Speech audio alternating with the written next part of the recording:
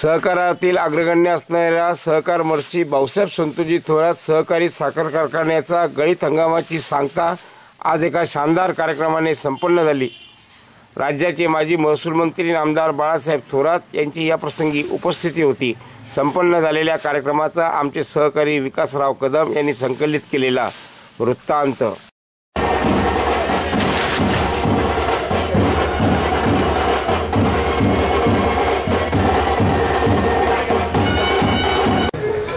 कारखान्याचे संचालक चंद्रकांत पाटील कडला, गणपतरावजी सांगळे, रमेश पाटील गुंजाळ, रोहिदाजी पवार, इंद्रजीत भाऊ थोरात, मीनानाजी वरपे, इंद्रजीत पाटील खेमनर, संपतरावजी घोडगे, अभिजीतजी ढोले, भास्करराव आरोटे, भाऊसाहेबजी शिंदे, डॉक्टर तुषार दिघे, आदरणीय साहेबांच्या आणि आदरणीय जीजींच्या उपस्थितीमध्ये कारखान्याचा सांगता समारंभ होतो आहे। या कार्यक्रमासाठी उपस्थित माजी आमदार डॉक्टर तांबे साहेब, आदरणीय सौ दुर्गाताई तांबे आणि मान्यवरांना सर्वांना विनंती आहे की आपण सर्वांनी व्यासपीठावरती यावं।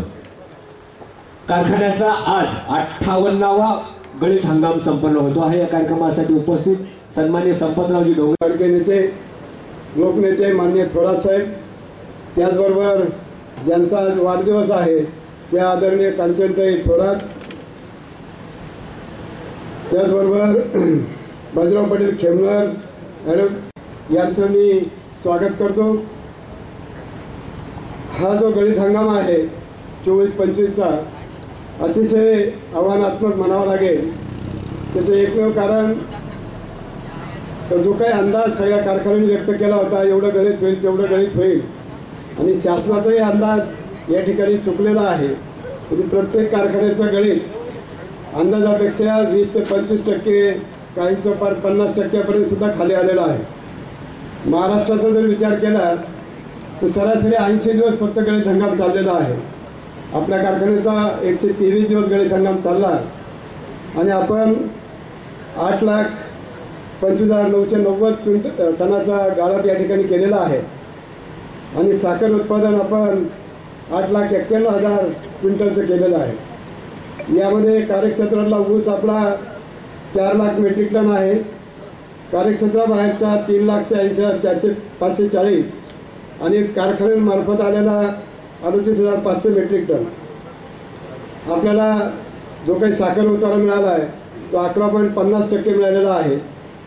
आपण जे गणित केलंय 8,25,990 हे आपल्या नगर जिल्ह्यामध्ये सहकाराचे सर्व साखर कारखान्यापेक्षा उंच गणित आहे। या गजर आपण करणार आहोत।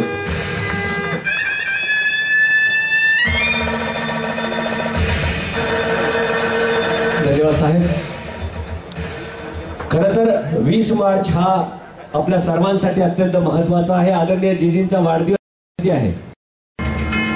मीनानाजी वरपे यांना विनंती आहे की जिल्हा सन्मान सत्कार डॉक्टर तुषार दिघे यांनी करावा अशी 20 मार्च मोठ्या उत्साहाने आपण सर्वत्र आनंदाने साजरा करत असतो आणि जीजींचं अभिष्टचिंतन आज या ठिकाणी आपण करतो आहे। तव भवतु मंगलम जन्मदिनं सुदिनं सुदिनं जन्मदिनं तव भवतु मंगलम जन्मदिनं। जीजींच्या वाढदिवसाच्या निमित्तानं चिरंजीव आपण करतो आहे। पुण्यवर्धनं चिरंजीव कुरु कीर्तिवर्धनं चिरंजीव कुरु पुण्यवर्धनं चिरंजीव कुरु कीर्तिवर्धनं सुदिनं सुदिनं जन्मदिनं तव भवतु मंगलं जन्मदिनं।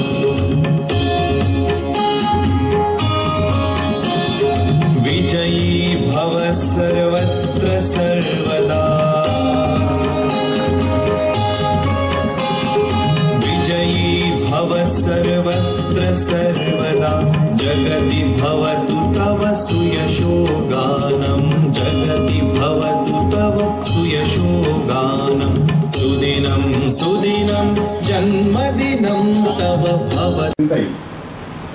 आदरणीय डॉक्टर साहेब, एक आहे की आपण आपल्या अमृत समूह जो आहे आपला अमृत उद्योग समूह त्यातली जी आपली काही अधिकारी कर्मचारी यांना सुद्धा निमंत्रित या निमित्तानं केलेलं आहे. थोड्या दिवसापूर्वी काही उद्घाटनाचे कार्यक्रम झाले, त्यावेळेस सर्व शेतकरी कार्यकर्त्यांना गावगावून दोन्ही तिन्ही तालुक्यातून ते आले होते. त्यामुळं परत त्यांच्याशी संवाद करण्याऐवजी आता तुमच्याशी या निमित्तानं तुम्ही सुद्धा सगळेजण या परिसरात यावा साखर कारखान्याच्या, तुम्ही सुद्धा थोडंसं फिरून पाहावं आतमध्ये काय आहे, कसा आहे कारखाना, कशी आहे डिस्टलरी, कसं कोजनरेशन होतं, वीज निर्माण होते म्हणजे कशी होते, अल्कोहोल आपण निर्माण करतो किंवा आता इथेनॉल निर्माण होतं, ती प्रक्रिया कशी असते. आता मी स्पेल्ट वॉश जाळण्याकरता सुद्धा आता आपण केलेली जे बॉयलर वगैरे केलेली आहे, हे सगळं सहज जर परिसर आपण पाहिला तर तुमच्या बऱ्याचशांच्या असं लक्षात आलं असेल की आपण खूप जवळ होतो पण आपण काहीच पाहिलं नव्हतं असं वाटून जाऊ शकतो. आणि पाहिलं म्हणजे वाटतं का रे हे असं होतं. आज घरी गेल्यावर तुम्ही बोलणारच आहे का साखर कारखाना पाहिला, आज कोजनरेशन पाहिलं, विजेची निर्मिती पाहिली, अल्कोहोल निर्मिती पाहिली.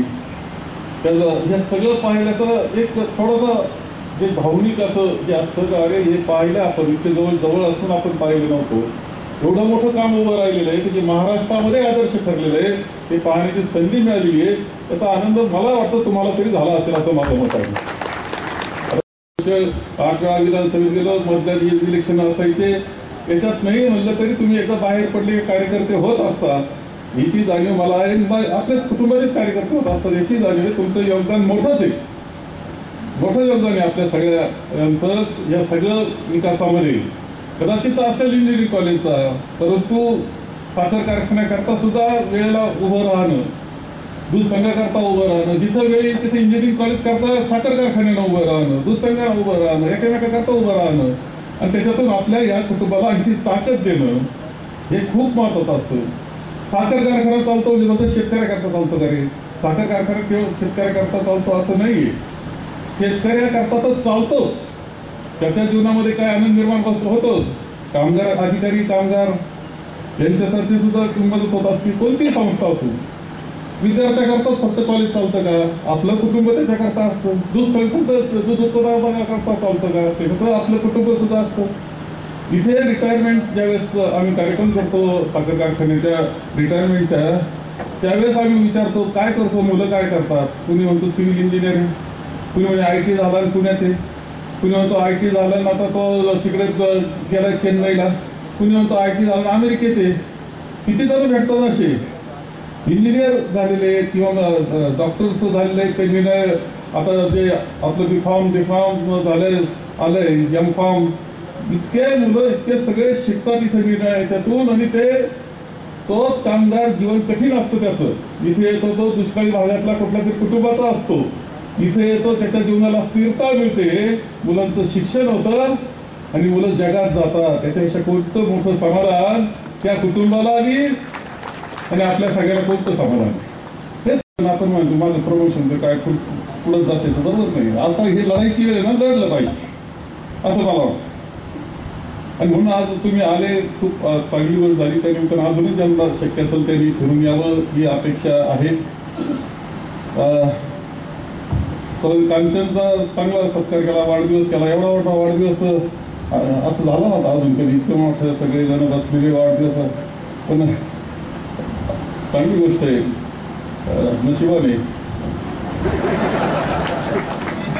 पण मी नशिबान ज्यादा आहे. तुम्हाला खरं सांगतो, तुम्हाला नाही सांगतो. तुम्हाला तुमची काय परिस्थिती असेल मला माहित नाही, मला मात्र काही त्रास नाही. काही डोक्याला त्रास खरं बघतो. याच्यापेक्षा काय विषय तुमचं तुम्हाला माहित राहतं.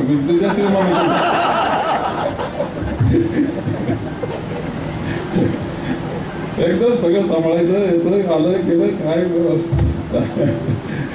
म्हणजे किती काही असं तर चुकून कटकट नाही करायचं.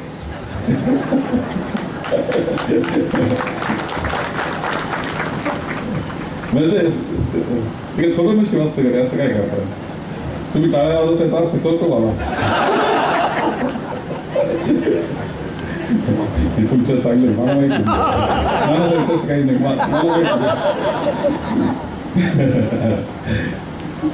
म्हणून ते काय तुम्ही वाढदिवस केला, आपलं कुटुंब आहे, कुटुंबात आपला सदस्य आहे, सदस्याचा वाढदिवस आपण करतो, तसं तिचा केला, ठीक, याचा आनंद मला सुद्धा आहे. साखर कारखाना हा चालतो ना, गणपतीला सांगतो की साखर कारखाना चालतो, सुरू करतो आपण, त्या दिवशी सुद्धा पूजा घालतो, शेवट दिवशी सुद्धा पूजा घालतो. साखर कारखाना चालतो याचा अर्थ एवढी चाकं फिरत असतात, इतकी गती असते त्या चाकांना. त्या सगळ्या याच्यात हे सगळे कामगार वावरत असतात, इंजिनियर्स वावरत असतात, अधिकारी वावरत असतात, तिकडे ट्रका चालू असतात, भरभरून ट्रका येत असतात. ते आता ट्रॅक्टरवरती जुगाड 2-2 ट्रॉल्या पाठीमागे तुम्ही पाहिले असतील, एवढं असून पळवीत असतात. कुठे घालतात, कसे रस्ते ठेवून राहिले नाहीत, अशा अडचणी ते जातात, ते ऊस भरतात, आणतात. आणि त्या बैलगाड्या, त्या बैलगाडीवरचा तो ऊसतोड कामगार, तिथे ती माऊली, अरे उन्हामध्ये तिथंच ती सावली करतात वरून चादरीची, आणि खाली बसतात आणि बैलगाडी चाललेली असते. रात्रभर जागतात, ऊस तोडतात, तो रात्रीचा जास्त ऊन होण्याच्या आत घेऊन येणं याच्याकरता प्रयत्न चालला असतो.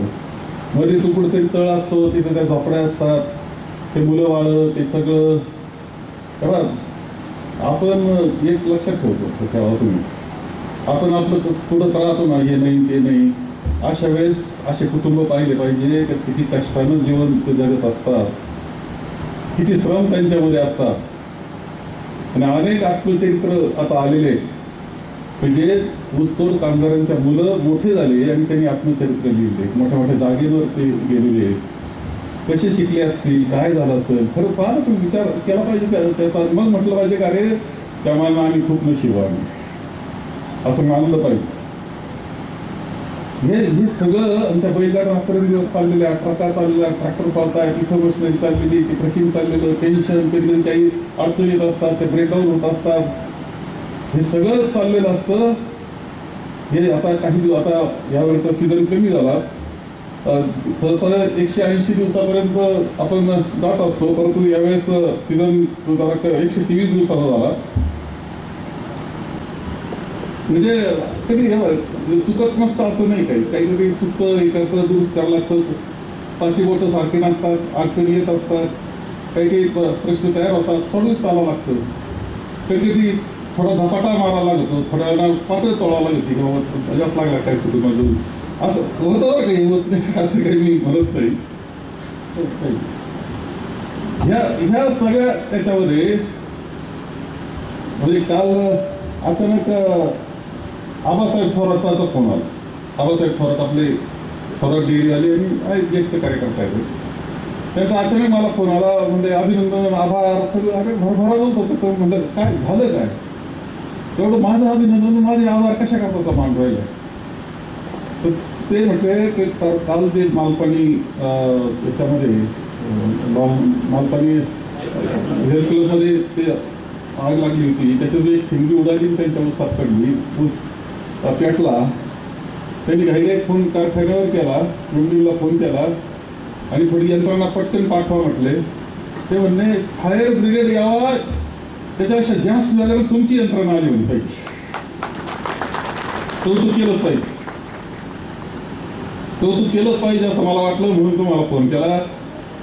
म्हणजे आता आबासाहेब थोरातांनी केलेलं कौतुक तुमच्यापर्यंत पोहोचवतो आणि अधिकारी कामगारांपर्यंत पोहोचवतो. तर तुमचं सगळ्यांचं कौतुक, इतकं चांगलं काम तुम्ही केलं का माणसाला म्हणावं लागलं, अरे चला चांगलं, यांचं काहीतरी कार्यक्षम आहे.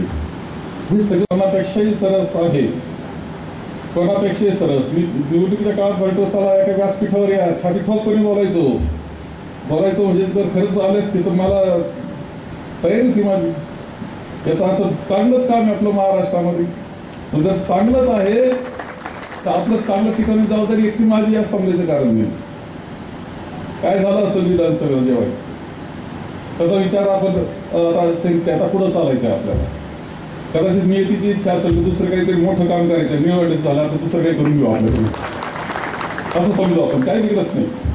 40 वर्ष आपल्याला जनतेने खूप चांगलं संधी दिली.